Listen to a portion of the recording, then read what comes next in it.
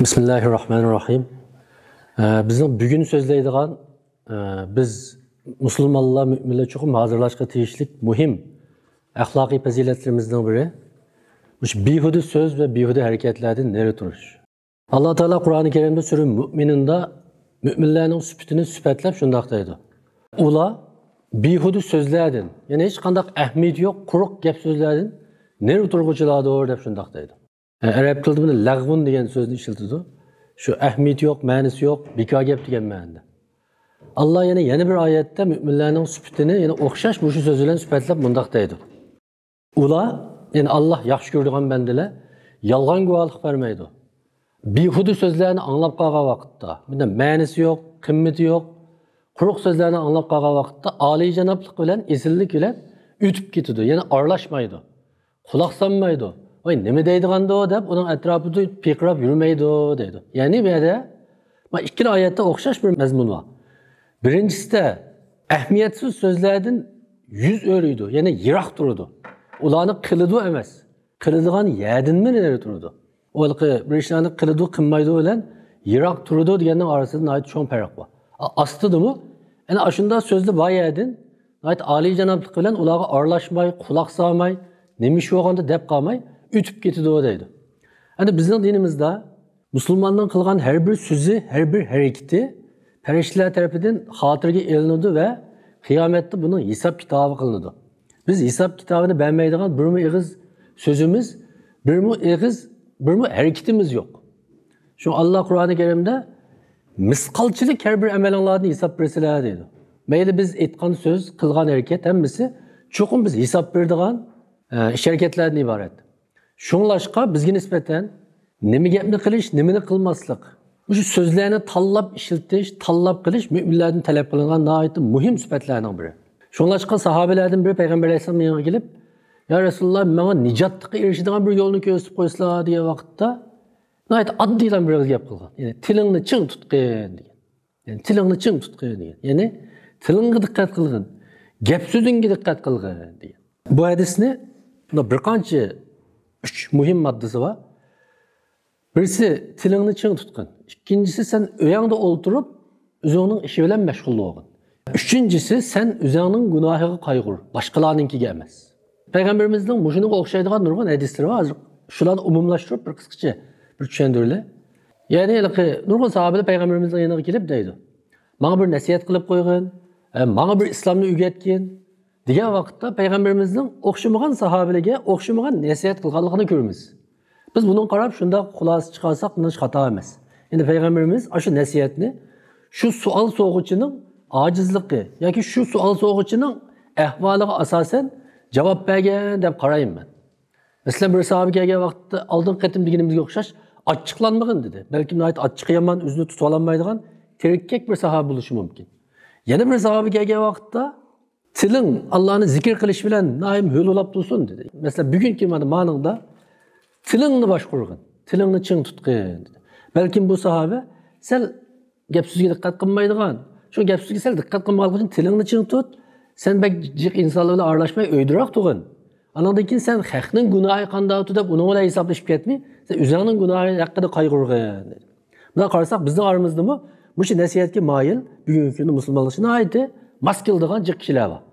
Muaz ibn Cebel so'radi. "Ya Rasululloh, biz bu ig'izimizdan chiqqan so'zlarni hisob beramiz" degan vaqtda payg'ambarimiz "Sen nima deysan? Ey Muaz, bilamsa, kishilarni do'zaxga akiradigan narsa nima?" Dal bu ig'izidan chiqqan so'zlar paydo qilgan narsalar degan. Ig'izidan chiqqan so'zning ta'sirlari. Hamda tuvandagi hadis mana bizning oyati cho'nqur o'yga solishga tegishli. Payg'ambarimiz shunda degan, qiyomat kuni bana en yakın turduğunla, ahlakınla en güzel boğununla.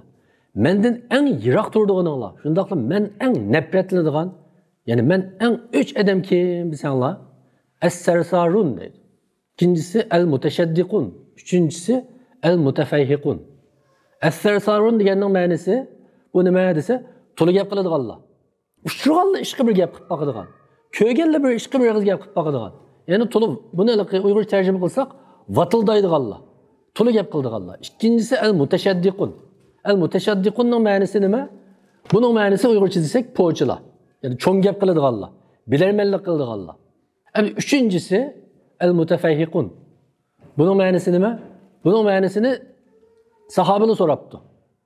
Ya Resulullah biz oldingi ikkisini tushundik. Yani sarsarun bilan mutashaddiqun deganni tushundik. Ammo mutafahhiqunni tushunmadik degan vaqtda bular mutakabbirlar degan. Bu ig'izga munosabatga olganda qaraganda bu cho'ng gap qiladiganlar.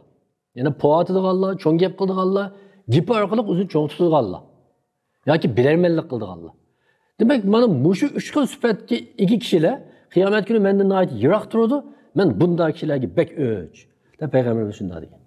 Demak, bu inson tilida sodir qilib tashlaydigan nihoyat yomon illat, yomon qilmishlardan bir qanchasi. Endi tuanda tilimizga munosabatli bo'lgan va tilimizni chuqur bir saqlashga tegishli bo'lgan bir qancha ishni qisqacha xulosalab so'zlab o'tamiz. Birinchisi eng yomoni g'ayvat, shikoyat. Bular g'ayvat. Endi g'ayvatning nima ekanligi, qanday narsa ekanligi haqida inshaalloh kelgusida boshqacha bir tema to'xtalamiz. Yana boshqalarning kaynida ularning yomon gapini qilish. Ya'ni biz tilimiz sodir qiladigan behuda amallardan eshib o'tgan, ya'ni uningdan yuqori bir darajasi. Ya'ni ig'ir gunoh va harom qilingan ish. İkincisi suxanchilik. Ya'ni boshqalarning so'zini yana boshqalarga yetkazib qo'yish. O'tganda bir yerda o'qidim, nihoyat obrazliq ifodalabdi. Bu suxanchilikni, bu suxanchilik boshqalar birovga otgan o'qni u tegmay qolsa sen opirib uni yukiga sanjib qo'yash debdi. Ya'ni birisi yomon gapini qildi. Ammo qarshi taraf yana bir taraf anglamagan bo'lishi mumkin. Endi suxanchi nima ish qildi? A degan yomon gapni atayin ko'tarib opirib uning quloqiga yetkazib qo'ydi va uning ko'ngli shuninglar ranjiydi. Ikki odam o'rtasidagi munosabatga daz ketdi. Endi uchinchisi shikoyat qilish. Ya'ni bizning dinimiz bizni shu quruq shikoyatdan nihoyat hazar aylatgan. Bu haqda nihoyat ko'p hadislar bor. Ya'ni o'zining turmushidan shikoyat qilish, ahvolidan shikoyat qilish, xuddi uning hayotida hech qanday go'zallik yo'qdek. Butun atrofidagi hayot, buning turmushi chuqur qaqshashga tegishli ishga to'shab ketgandek bir holat bor. Bu bizning tilimiz chuqur saqlanishga tegishli bir yomon illatlarning biri. Endi to'rtinchisi masxirvozlik, masxir qilish. Endi nurg'un kishilar o'zining gap so'ziga ustaligidan, so'zmanligidan foydalanib, kishilarni har xil shaklda cheqib oladi. Dorat bilan gap qilib oladi, uniga ta'ni qilib oladi, kinoya qilib oladi, masxir qilib oladi. Qarshi taraf bunda gap so'zni usta yoki so'zman bo'lmaganligi uchun uningga teng taqobil tura olmaydi. Shu Alloh Qur'oni Karimda biz eng ko'p o'qigan oyatlarning biri nima? Vaylul likulli humazatil lumaza. Balki lumazaning ma'nosi dal shu. Masxirvozlik. Ularga Alloh nima deydi? Ya'ni bu masxirvozlarning holiga voy deydi. Ya'ni bular do'zaxga kirib ketadigan kishilar holiga voy deydi. Bu oyat Valid ibn Mughira haqida tushgan. Valid ibn Mughira Qurayshlarning eng yomon nayt şair, nayt tilga usta sözmenlerining biri. Bu oyat shuning haqida nozil bo'lgan. Chunki u payg'ambar alayhisolamni masxir qilgan nurg'un she'rlarni to'qiganligi uchun. Endi biz ba'zi chaqchaq qildik deb bayam degandek, biz nayt zahartillik kishilar bor. Boshqacha desak, sesiq gap qiladigan kishilar bor. Bu hozir ma'lum jihatda bir kulturga, bir maqtanadigan odatga aylanib qolganlik ba'zi yerlarda. Bu yaxshi ish emas. Ya'ni boshqalarning ko'ngliga azor beradigan, ularning tishiga tegadigan bu xil zahartillik bo'lish bizning dinimizda cheklagan yomon qiliqlarning biri. Endi to'rtinchisi o'rinsiz munozara, o'rinsiz jidallashish. Ya'ni jidallashmasimi, talashmasimi bo'ladigan, ilmiylik o'lchamiga to'shmaydigan, nihoyat to'xutkiga o'xshash masalalar ustida biz hozir mayli o'ltirganda, mayli bo'lib hozir tor dunyosida hech qanday vaqt, zehn sarf qilmasaqmi bo'ladigan temalar ustida nihoyat uzundan uzunga talashib ketamiz, hatto tillashib, haqoratlashib ketamiz. Mana shunday jidallardan bizni Qur'oni Karimni neri tutgan, ya'ni Alloh bizni nurg'un oyatlarda ogohlantirgan. Payg'ambarimiz hadislarda ogohlantirgan. Ba'zi vaqtda nuqul yengib olish uchunla haqiqatni isbotlash yoki uni o'tirib qo'yish emas. Faqat boshqalardan men qalamdim debla so'zmanlik qiladigan, jidalni qat'iy qo'yib etmaydigan shunday kishilar bor. Endi oltinchisi qabih illatlarning biri payg'ambarimiz buni munofiqning bir sifati hisoblagan. Ya'ni jidallashib qolgan vaqtda ig'izini buzdi. Ya'ni ig'izidan sat gap qiladi. Sat gap chiqardi. Tilga og'ili bo'lmaydigan afsonaviy gaplar bilan boshqalarni tillay oladiganlarni payg'ambarimiz munofiqning sifati bu deb sifatlagan. Bu bizning tilimiz saqlanadigan eng yomon gunohlarning biri. Ba'zi vaqtda biz hatto bir qizil chiroqda to'xtab qolsak, oldimizdagi birisi sal astroq mashinasini qo'zg'atsa yoki shu xil ushshaq tushshak ishladimi darhol keynidan ait ig'izimizni buzib boshqalarni tillaydigan qiliqlarimiz bor. 7-si bizning ait eng umumlashgan bir yomon illatlarning biri bu bilmaydigan ishlarda bilarmanlik qilish. Masalan biz ba'zida ma'lum temalarda to'liq bilmaymiz. Anglab olgan ushshaq ma'lumotlarimiz bor. Ammo u bir bilim darajasiga yuksalgan bir narsa emas. Bir sistemlik narsa emas. Ammo shu xil temalarda gap bo'lgan vaqtda o'zimiz achib bilmaydigan yoki chala biladigan temalarda so'zmanlik qiladigan, gap qiladigan nurg'un kishilar bor. Hatto ba'zi so'rovlarda ilm ahli kishilar tursinmi, ularga so'z bermasdan o'zining gapini, o'zining depini to'xtamay chaladigan kishilar bor. Mana bu so'rin yoki makonga qarab gap qilmaslik. Shu Payg'ambar alayhisalom bir hadisida nima deydi? Nijotlikka erishima desang sukut qil deydi. Ya'ni man samata naja degan. Ya'ni kim sukut qilsa u nijotlikka erishdi degan. Albatta sukut qiladigan yerda va so'rinda. Bu to'g'ri tushunilsin hamda. Masalan ba'zi haqiqatni qo'g'daydigan so'rinda, adolatni barpo qiladigan so'rinda, dinimiz masxar qilingan so'rinlarda biz chuqur o'tirib chiqib gap qilishimiz kerak so'rinlarda sukut qiling degan gap emas. Bunday so'rinlarda sukut qilish albatta gunoh. Ammo sukut qilsak yaxshi bo'ladigan so'rinlar bor. Buni bir aqlli mo'min bilalaydi. Shu yana bir hadisda payg'ambarimiz deydi, kimki Allohga va oxirat kuniga iymon keltirar ekan, u ya yaxshi gap qilsin. Agar yaxshi gap qilinmasa, gap qilmasin. Ya'ni sukut qilsin deydi. Endi biz bugungi kunda bir tor dunyosida yashayapmiz. Tor dunyodagi bas munozirlarga, temalarga qaraydigan bo'lsak, agar statistika qilib shu tor dunyosida bas munozirasi bo'layotgan bir 15-20 temani rasmiy tadqiq qilib inchikilab boqadigan bo'lsak, uning mutlaq ko'pining faqat talashishga tegishli tema emas ekanligini, nurg'un kishilarning shu yerda so'z qilayotgan, masxara qilayotgan, tillayotgan, haqoratlayotgan kishilarning mutlaq ko'pining hatto shu temada hech qanday bir bilim sohibi emas ekanligini ko'ralaymiz, ammo hech kim gap qilishdan kayniga yanmayotdi. Mayli oddiy bir WhatsApp to'plarida deyli, mayli tordagi shu xil parang so'rovlarida yoki boshqa yerlarda deyli, men ma temani pek bilmaydi ekanman, sukut qilay demaydi. Balki cho'qib oladigan ya izlab yurganga o'xshashla qayerga sanchib olsam, qayerni bir chimdib olsam bo'lar deydigan yomon bir illat evjilik. Endi biz yuqorida behuda so'zlar haqida to'xtaldik. Endi behuda so'zlar emas. Bizning dinimiz bizni cheklagan narsa behuda ish harakatlardan mi cheklagan? Endi behuda ish harakatlardan mi cheklagan? Shu payg'ambarimiz hadisida bir musulmonning yaxshiligining ifodasi nima? Ya'ni husnu islomil mar. Bir odamning islomining, ya'ni dinining go'zalligi nima?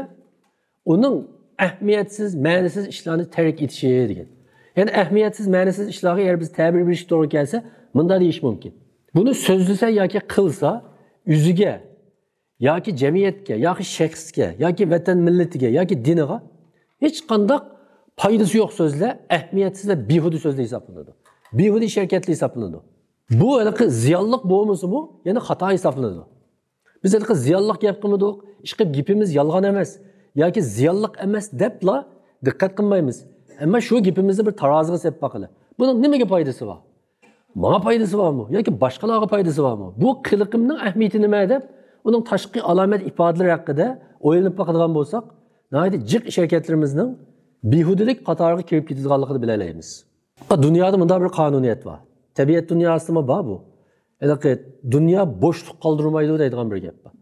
Masalan deyli, havo bo'shligida ma'lum bir gaz yo'qolib ketsa, uning o'rni bekor qolmaydi. Chunki boshqa bir gaz uning o'rnini to'shqizadi.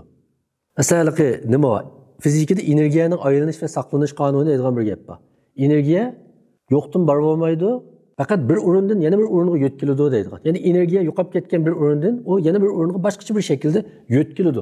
Ya'ni bo'shliq qoldirmaydi. Dunyoning qonuniyati shu. Xuddi shunga o'xshash ijtimoiy dunyoda ham shunday.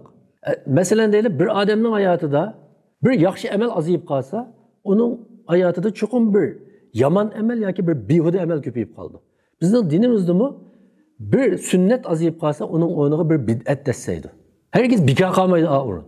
Ya'ni biz hayotimizdan ahamiyatli ishimiz azaygan sari aya bo'sh qolsa maylitta, faqat bo'sh qolmaydi.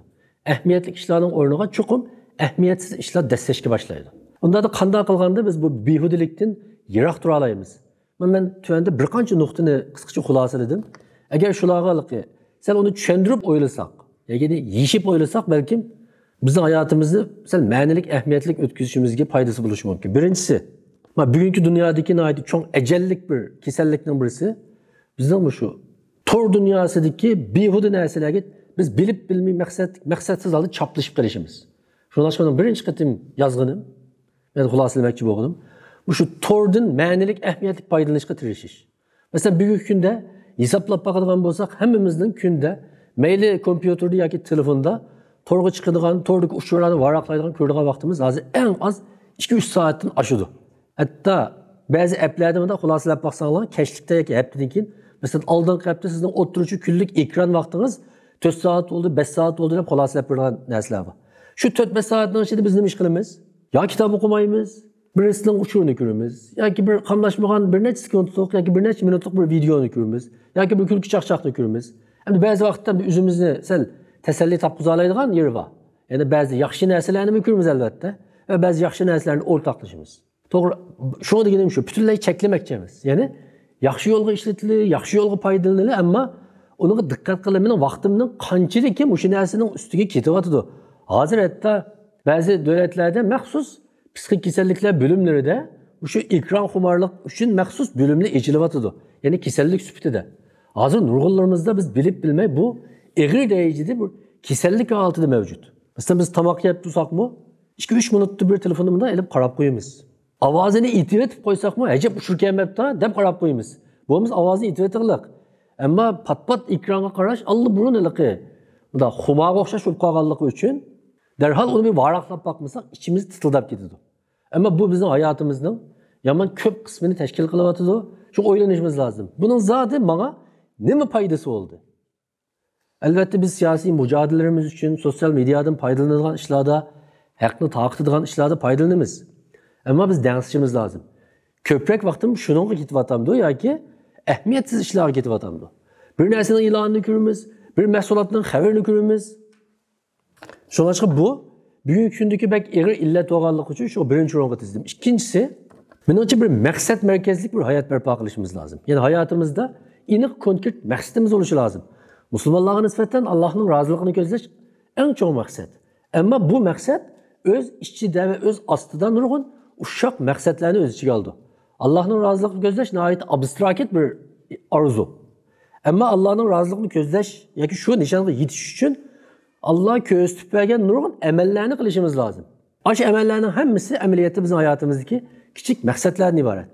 Masalan deyli, men dinim va millatim uchun, xalqim, vatanim uchun ma'lum bir kasbda olim bo'lish orqali xizmat qilay.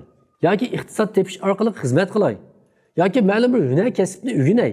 Yoki men ma'u yaxshilikni doim tashlamay qilay.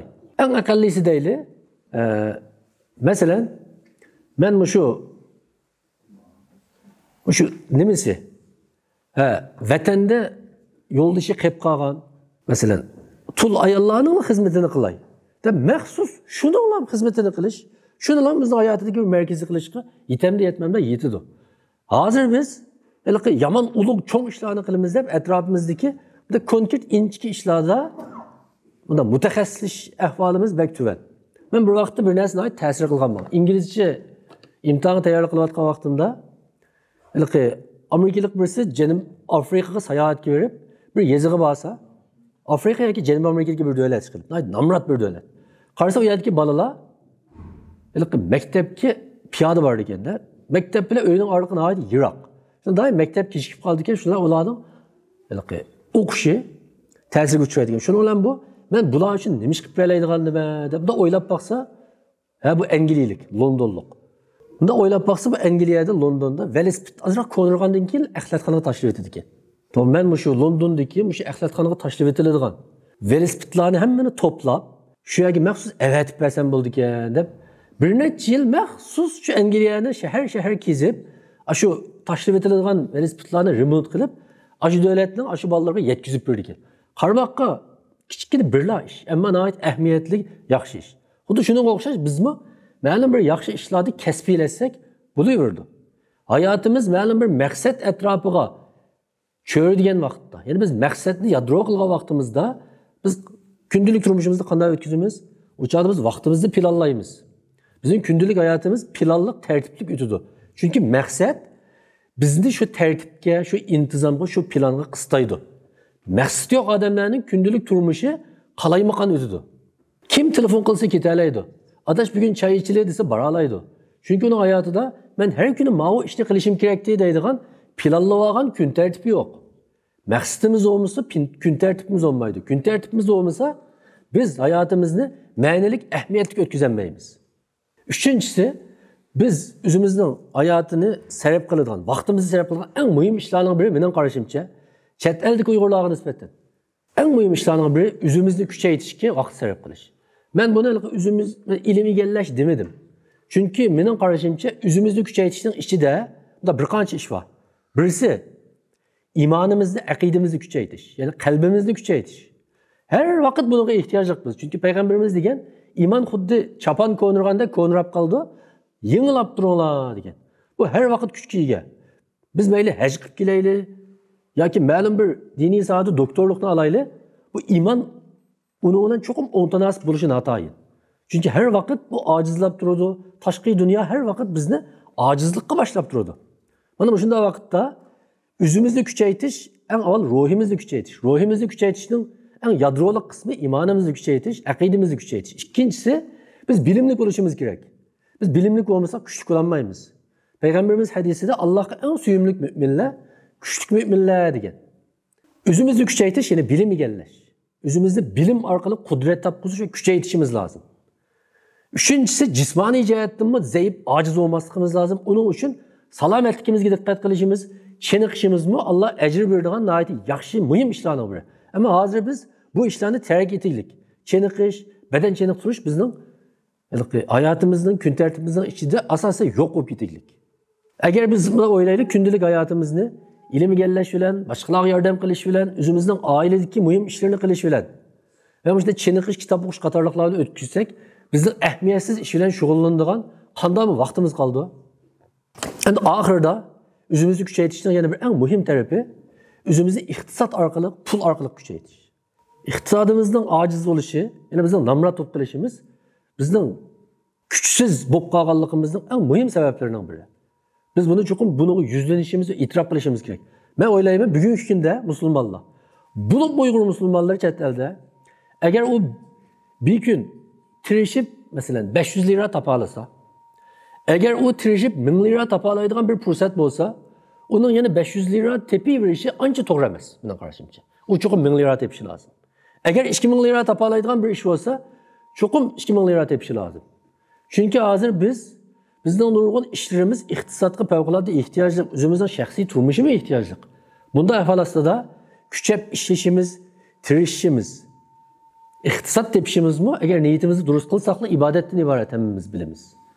Agar biz hayotimizni 4-chi muhim nuqta shu, 3-chisi o'zimizni kuchaytirishga sarf qila olsak, nurg'un behuda, nurg'un ahamiyatsiz ishlardan avtomatik holda vaqtimiz yetmaydi, neri tura olamiz. 4-chisi oxirida men o'sha hammamizning, men bayon mazroq so'zlab o'tib ketdim, o'sha vatan millat uchun qiladigan azroq kasbiylashgan muayyan bir xizmatimiz bo'lsin. Men bugun mushu zulmni qilgan, mushu tuproqim uchun, vatanim uchun, qarindoshlarim uchun nima ish qilib beralayman deb kichikgina bir ish topilib va mushuna bilan shug'ullanadi. Bunda ish nihoyat jiq, bek jiq, ajoyib jiq. Biz faqat hozir biroqli ya vatan ozod bo'lishi lozim. Agar vatanni ozod qilmasak, uningdan boshqa hech qanday ishning ahamiyati yo'q deydigan bir g'alati tushunchaga mubtalo bo'lib qolyapmiz. Masalan, namoyish qildik. Namoyish qilib albatta aytsa vatanimiz ozod bo'lmaydi. Bir ish keldi ki ozod bo'lmasligi mumkin. Ammo bu namoyish qilishning ahamiyati yo'q degan gap emas. Masalan, shu xil da'vo qilayotgan kishilarga ha-hu deyish, ularning yanida turish, ularga yordam qilish, ular qilolmaydigan ishlarni qilishib berish. Qisqasi o'zimizning qo'lidan keladigan eng aqallisi deylik, masalan, aytki, iftoga o'xshash ishlarga darhol aktivlik bilan ovoz qo'shib, buni yanida turish, yiroq turib olmaslik. Mana shularning o'zimi bizning hayotimizda ma'niga ega qiladigan, ahamiyatga ega qiladigan nihoyatda muhim amallar. Agar biz vaqtimizni yuqorqi men ta'kidlagan bir qancha nuqtalar asosida tangshaydigan bo'lsak, men ishonima bizning hayotimizda hech qanday behuda, hech qanday ahamiyatsiz ish qolmaydi. Shu vaqtda ondan keyin bizning hayotimiz barakatga, natijaga to'shadi. Bizning mushit tirishchanligimizdan biz hayotimizni har kuni kechdan ben uxlashdan burun ben bugun nima ish qildim desak, men mana bu ishni qilibdiman. Hech bo'lmasa 5 varaq kitob o'qibdiman. Hech bo'lmasa 50 ni yabig'irlabdiman. Hech bo'lmasa paloni qarindishimga yordam qilibdiman deyalasakmi, bu nihoyat ahamiyatli o'tgan bo'ldi. Ya'ni o'zimizdan halqagan bir ishimiz bo'lishi lozim. Shu payg'ambarimiz bir hadisida deydi, mo'minning buguni agar tuniguniga o'xshab qolsa, u ziyon tortgan bo'ldi deydi. Bu nihoyat cho'nqur ma'niga ega bir hadis. Ya'ni mo'min qanday qilishi lozim? U har vaqt ilgirlashi lozimki, mo'minga nisbatan ilgirlamay to'xtab qolishning o'zi bir chekinish, o'zi bir mag'lubiyat. Agar hammamiz har doim ashada ilgirlaydigan kishilardan bo'lsak, hammamiz bir kuchga, qudratga ega bo'lamiz. Bizning siyosiy kurashlarimiz, mujodalalarimiz texmi safoliq kishilar tarafidan elib berilalaydi va g'alabaga texmi yaqinlashamiz. Alloh hammamizning vaqtini ahamiyatli, ma'nilik ishlarga sarf qilishga nasib qilsin. Ma'nisiz, ahamiyatsiz, hech qanday qimmati yo'q ishlardan nihoyat yiroq bo'lishga Alloh nasib qilsin.